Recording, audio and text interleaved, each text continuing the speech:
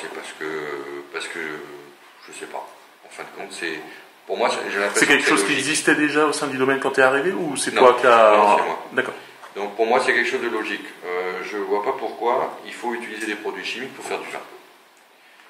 Dans tout ce que je fais, je suis assez logique. Que ce soit le travail de la vigne, que ce soit le travail à la cave. Voilà, j'ai les pieds sur terre. Logique ou pragmatique? Plutôt logique. D'accord. Et donc quand je suis revenu d'Australie en 95, j'ai tout de suite dit à mon père, écoute, c'est fini. Plus de désherbage, plus de produits chimiques, il n'y a aucune raison. Alors au début, il a dit, oui, mais tu vas aller piocher dans les vignes. Je dis, écoute, tu étais le premier à aller travailler la vigne avec une charrue et des intercepts à l'époque, mécaniques. Je dis, ben, on les ressort. Il était chez la grand-mère au grenier, on les a ressortis, les vieux murnus. Et puis, allez, ça roule ma poule.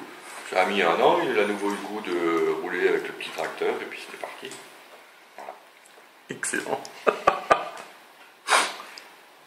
C'est tout. Mais après, bio, c'est sûr que moi, le mot bio, je trouve ça, enfin, c'est pas beau. En fait, il y a les... Ce qui serait beau, c'est que tout le monde travaille la vigne. Comme ça. Comme ça, ouais. Naturellement. C'est-à-dire qu'on n'a pas besoin de produits chimiques. Les produits chimiques sont arrivés quand? Après-guerre, par les gros... On les connaît, Pousser la productivité. Monsanto, BASF et toute la compagnie, ils ont inventé des produits pour combattre quoi? Rien. C'est l'éternel débat. Ils nous ont fait croire que la vigne n'allait plus pousser, qu'elle allait tomber malade, et pas que la vigne, que ce soit toutes les cultures, le maïs, le blé. Et puis voilà, c'est des gens qui ont fait de l'argent sur le dos des agriculteurs. Depuis après-guerre. Voilà.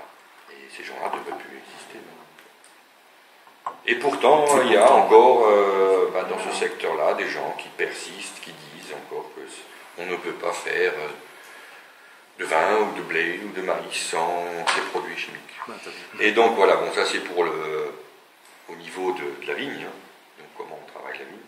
Donc voilà, il suffit de travailler la vigne comme avant-guerre, puis c'est réglé. Le bon sens paysan, quoi. Voilà. Ouais, c'est juste le bon sens, en fait. Ensuite, au niveau de la vinification, c'est pareil. Ces gros laboratoires qui nous ont inventé plein de choses pas possibles pour améliorer soi-disant la qualité du vin, qui était en fin de compte dénaturer la qualité du vin et la rhabiller avec des produits pas naturels. C'est ça, il y a encore beaucoup de caves on va dire, qui vident le vin complètement de ses éléments naturels et on le rhabille par des petites poudres passées. Voilà. Donc ça pareil, ça ne devrait plus exister.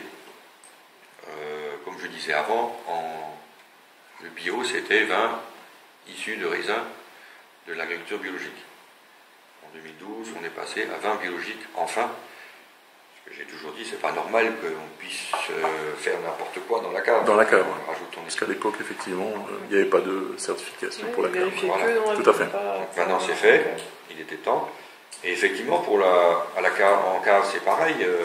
Avant-guerre ou même encore après-guerre, il n'y avait pas de produits œnologiques. Il y avait le soufre.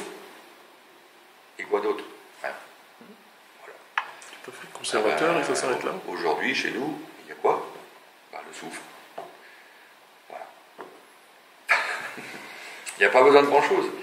Mais l'essentiel, c'est vrai, il faut avoir une matière première très très saine.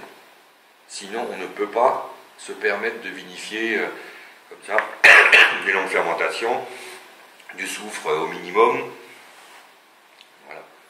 D'où le travail en amont qui est primordial. Ah, c'est obligatoire. Et puis surtout l'hygiène aussi, être propre.